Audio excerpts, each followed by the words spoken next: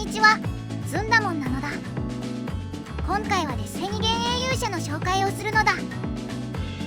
このデッキの強さは5つあるのだ。1つ目に手数の多さと高い展開力があるのだ。ギミックを複数積んでいるため、いろんな攻め手が用意できるのだ。主に幻影ギミックを使うことで大量展開をできるのだ。2つ目に妨害の多様さがあるのだ。特にファントムフォックブレードというトラップの妨害を持つのが強いのだ。用意できる妨害がモンスターだけだったなら、ひとしずくで簡単にまくられることが予想できるのだ。魔法トラップの妨害しか用意できないデッキはハーピーやライストでまくられるのだ。幻影デッキでは妨害がモンスターとトラップに分かれているので、相手にまくられにくいのだ。また増殖する G を打たれた時でもモンスターの展開を止めて切り剣で妥協できるのだ。幻影勇者の強さ3つ目はリソースの残りやすさなのだ。幻影騎士団は墓地効果を持つカードがほとんどで、それらを墓地に残すことで次ターン以降も展開が可能なのだ。ターンが返ってきた時、リソースを生かしてワンキルしたり長期戦に持ち込んでアド差をつけたりしてゲームを有利に進められるのだ。4つ目に高校での強さがあるのだ。展開しながら盤面に触るカードが多いし、ひとしずくを無理なく採用できるのも良いのだ。長期戦に持ち込めればリソース量で押し切れるし、隙あらばワンキルなのだ。5つ目は幻影に対する勇者やデスフェニの相性が良いということなのだ。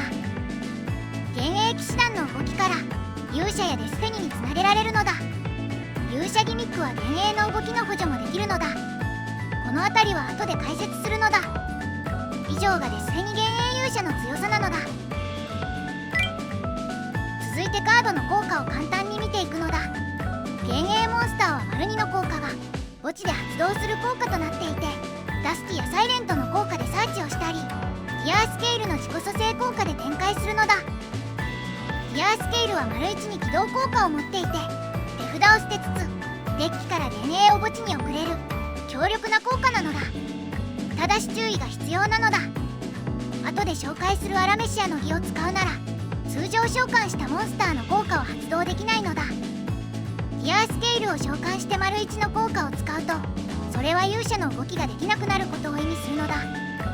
できるだけ丸2の効果で蘇生した後に丸1の効果を使うようにするのだ。ラギットグローブの効果は主に幻影トラップを墓地に送るのに使うのだ。ラスティーバルディッシュは幻影騎士団を墓地に送りつつ幻影魔法トラップをセットできるのだ。キリケンやシェードブリガンダインをセットするのだ。キリケンやウイングは墓地効果があり、墓地から幻影騎士団を蘇生できるのだ。展開に使うのもよし、壁になるモンスターを出すのもよし、ワンキルの時の打点にするのもよしなのだ。続いて勇者ギミックなのだ。基本的には水使いでアラメシアの儀をサーチし、アラメシアの儀で運命の旅路を置き、運命の旅路でさらにサーチをするのだ。水使いは勇者トークンがいる時に手札から特殊召喚できる効果があることもこのデッキでは大事なのだ。勇者ギミックのエースはこのグリフォンライダーなのだ。何でも効果を無効にできる強力な効果を持つのだ。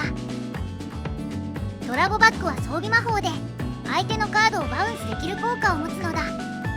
高校では特に優秀になる効果なのだ。墓地に送られた時は場の勇者トークンに装備できるので、何かの手札コストとしてドラゴバックを捨てる動きがあるのだ。それでは勇者を使った動きを見るのだ。勇者関係のカードを引けていない時はケルビーニを経由することで水使いを墓地に落とせるのだ。こうして勇者の動きにつなげるのだ。手札事故でなく勇者以外の動きがちゃんとできそうな時は水使いからアラメシア、運命の旅路と出していき、最終的にグリフォンライダーを出すことで誘発ケアが可能なのだ。ケルビーニからこの動きをした時であってもグリフォンライダーが出るまで5回の召喚で抑えられているのでニビルケアもバッチリなのだ。グリフォンライダーを出す以外にもこんな動きがあるのだ。水使いからアラメシアの儀、運命の旅路まで行き、運命の旅路の効果で水使いをサーチするのだ。場に勇者トークンがあるので水使いを手札から特殊召喚できるのだ。水使いはレベル3なので幻影と合わせた展開ができるのだ。勇者トークンもリンク素材として使ってしまうのだ。このように勇者ギミックは誘発ケアや展開の補助になるのだ。それでは対戦例を紹介するのだ。とその前にプレイングをする上での注意なのだ。幻影デッキで最も大事なのはとにかくリソースを残す意識なのだ。場から離れると除外される幻影モンスターはエクシーズの素材にしてしまうのが有効なのだ。すぐ思いつくエクシーズは虚空海流リヴァイエールなのだ。このカードは除外されているモンスターを蘇生できリソース回復の鬼なのだ。他にも先行でブレイクソードを立てるのもおすすめなのだ。この方法は場にバルディッシュがいる時に使えるのだ。除外したくない幻影に対でブレイクソードをエクシーズ召喚。この時バルディッシュのリンク先に出してバルディッシュの効果でブレイクソードを破壊。さらにブレイクソードの効果によって幻影2体を蘇生できるのだ。こうすることで幻影2体は除外されなくなり墓地にブレイクソードがある状態を作れるのだ。ちなみにもし墓地に幻影トラップがあるならその効果を相手ターンに使ってブレイクソードを蘇生するのだ。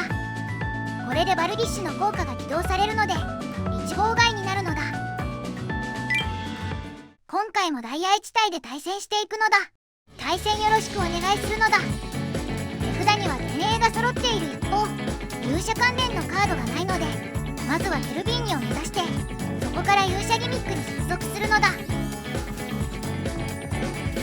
ケルビーニの効果のコストで水使いを墓地に送るのだ。水使いを除外して効果を発動。アラメシアの儀をサーチするのだ。うららが飛んできたけどここは抹殺で対処するのだ。相手が G を持っている裏目はあるけどその場合は展開を止まってもグリフォンとキリケンの2号外は用意できるのだ。さて無事にうららを止めてアラメシアの儀を持ってこれたのだ。そのままアラメシアの儀を発動し勇者トークンを生成しつつデッキから運命の旅路を発動するのだ。手札のファントムウィングを落としてしまいたいのでそのまま運命の旅路の効果でグリフォンライダーをサーチし特殊召喚するのだ。この特殊召喚に反応してドラゴバッグをサーチするのだ。墓地のサイレントブーツの効果でデッキからキリケンをサーチするのだ。この除外に反応して墓地のギアスケールの効果が発動蘇生するのだ。ギアスケールの起動効果によってラスキローグを落とすのだ。コストとして切ったドラゴバッグは場の勇者トークンに装備されるのだ。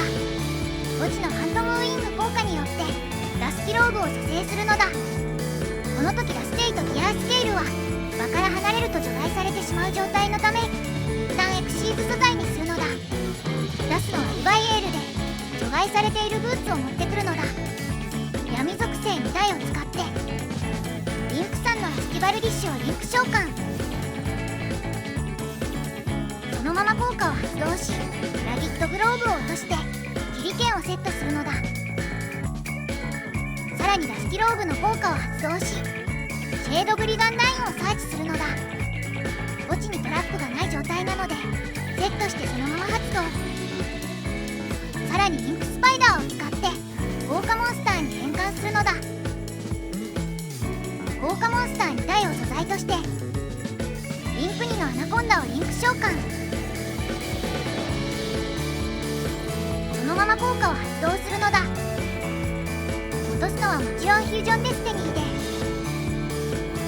デスティニを融合召喚するのだ。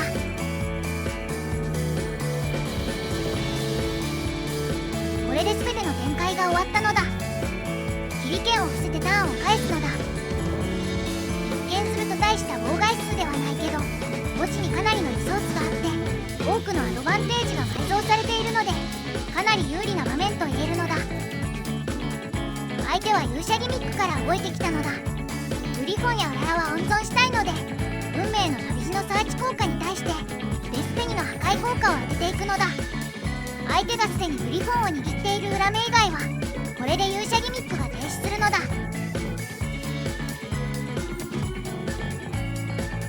相手はネメシスコリドーを使ってきたのだ。超雷竜が来てもヒリケンやドラゴバックで処理できるのでここはスルーするのだ。案の定超雷竜が来たけどここでサレンダーなのだ。リソースを残しつつも先行制圧を決める現英勇者の戦い方を分かってもらえたら嬉しいのだ。